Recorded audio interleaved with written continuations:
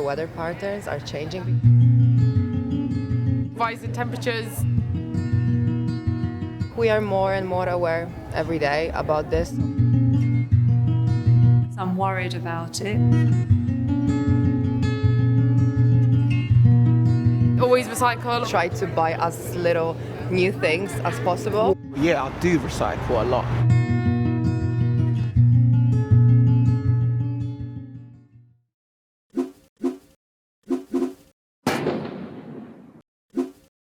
Hello and welcome to our programme. Today we have Zanda Pipira here with us, who's a former London Met student and responsible for sustainability here at the university.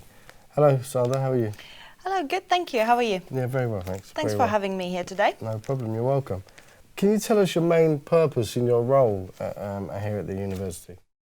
My role is Sustainability Officer at London Met, and I drive forward the environmental agenda for the university. Okay, all right. How did you first start and kind of get into this role? Yes, so I'm actually a graduate, and I graduated a couple of years ago from London Met, and I studied international tourism management, where, funny enough, we had a module about sustainable tourism. Okay. And that's where I got my interest and applied for a graduate internship role, and stayed with the university after. Okay, lovely. I understand that on the campus we actually make honey here. Yes, exactly. Yeah. So I have a jar to show you. So okay. This is our London Met honey. Lovely. So we are keeping bees at London Met already for 3 years, yep. And we have 2 beehives, around 40,000 bees together. Okay. So that's quite a lot. Approximately 20,000 in each hive. And they are based on our clock tower roof. And during the summers, we offer to students and staff who are around the university to visit the bees and join our monthly maintenance visits. So okay. we open the hives and showing students and staff what's inside and how it looks like. Okay.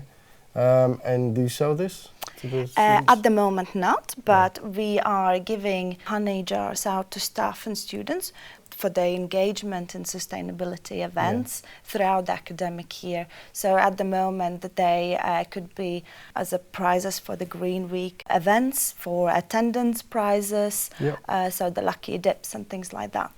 Okay. What's the events that you've got going on around the uni to kind of promote your cause? Yes, so we have various different events running throughout the academic year, and the focus on different themes such as sustainable travel, recycling, energy, well-being, fair trade. Okay. And we have also the 2 main campaigns, if you like, which is the Fair Trade Fortnight, which is currently running now, and also the Green Week. Okay, that'd be interesting to have a look at. Do you find that the students react well to these events? Are they interested in climate change?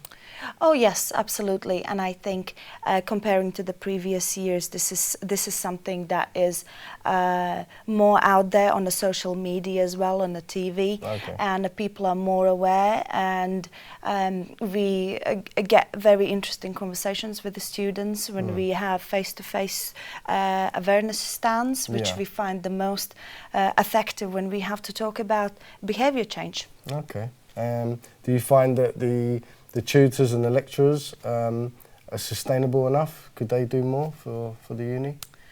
They are engaged, and a lot of the times it is because some parts of their curriculum is actually about the environmental issues, or there are sustainable development goals included within the curriculum.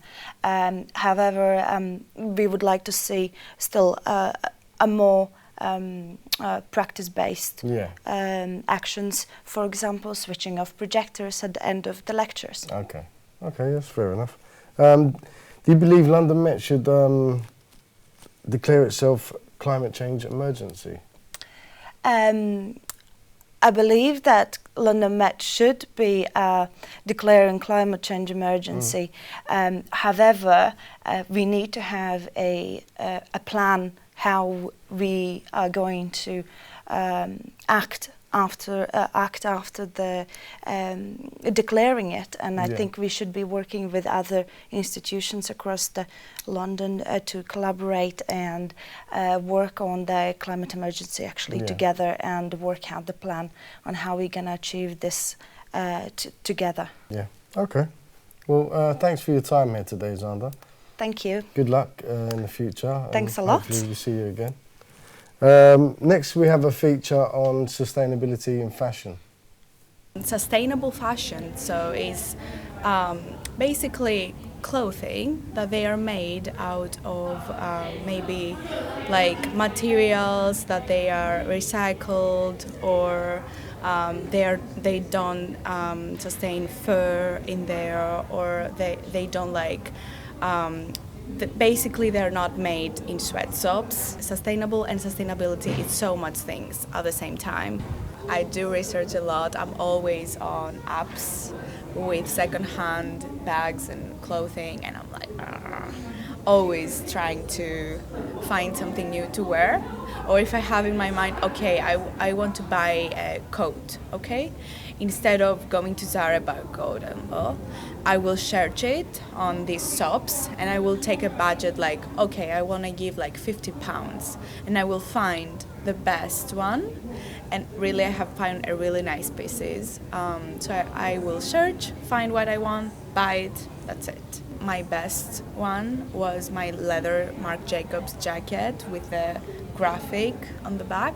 When I learned what is sustainable fashion and I realized that I kind of doing it, I started developing it and be more open with my audience about it. Charity shops and second-hand shops, and there are a lot of brands, not second-hand, but they are brands that they are doing clothing with sustainable materials. And now we've got the artist, activist and London Met lecturer, James Steventon. Hi, James. Hi. So tell us a bit about your organisation, Fermyn Woods. What is its purpose? So Fermyn Woods Contemporary Art is an arts organisation, and we commission artists to make interventions in public spaces and online, primarily across the county of Northamptonshire. And a lot of the work we produce has a focus on environments and environmental issues. Do you notice any changes in the climate yourself? Yes, yes, I do. You notice changes in weather. It's more unstable weather for sure, but climate changes itself, it's harder to observe because it happens over a longer duration. So sometimes you need something such as an arts project to represent the scientific data in a way that's digestible and understandable. How do you see a company's role? What comes first, the art or the awareness of climate change? So I would always say that the art comes first. So our mission statement is that we support life through art. So art is the vehicle for raising awareness. So for example, we've commissioned all kinds of work from video work to installations in forests, installations in public spaces that are non-green spaces. We might bring something of the woods to an urban space and so on. But it's through artistic practice first and foremost. How do you choose your artist, or do they contact you and do you set the brief, or they do their own thing? So generally we have an overarching vision or a message that we want to present. So we might contact artists. We might put out an open call so artists can apply to work with us about a specific project. And then also artists do approach us themselves. They might do a self-funded residency or something like that. And also we might not know about the particular artist, so they may get in touch, and then a relationship will develop from there. Do you think that the general public are interested in the issue of climate change?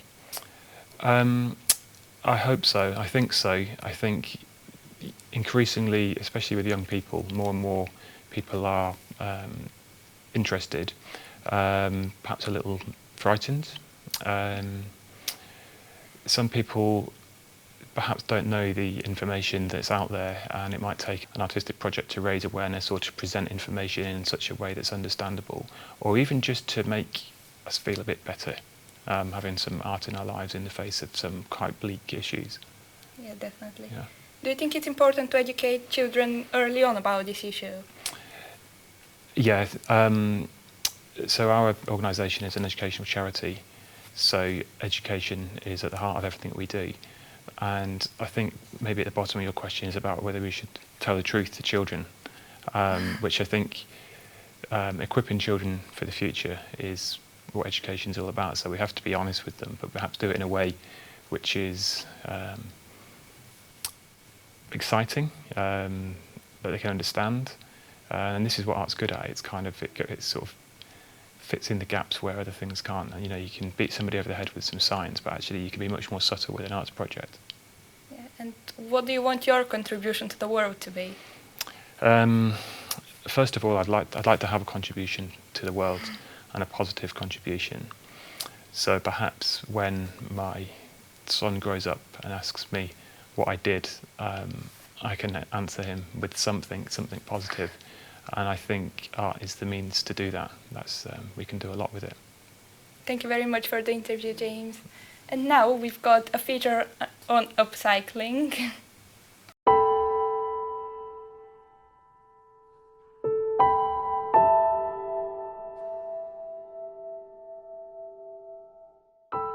My name is Ralph Lucy. I'm studying Art and Design Foundation. So I've probably been upcycling for the last 5 years, maybe, on and off. Like I said, it's just a hobby, so I do it in my spare time. I upcycle because it's quite therapeutic. So actually the process of sanding the wood down and working with the wood, and also to see it in the beginning and then to see what comes out at the end is quite pleasing. It's a little achievement that you've done, and obviously the furniture's going to live on as well. I don't actually make anything unless I'll give an old piece of furniture a different use. So I could try and change it into something more modern, give it a more modern use. But I would like to make some lamps, because certain things you can make lamps out of cheese graters, for example, or old piping from plumbing. You see that quite a lot, and they go for quite a bit of money. So the further down the line I go with it, I'll try and develop and try and make more things from it.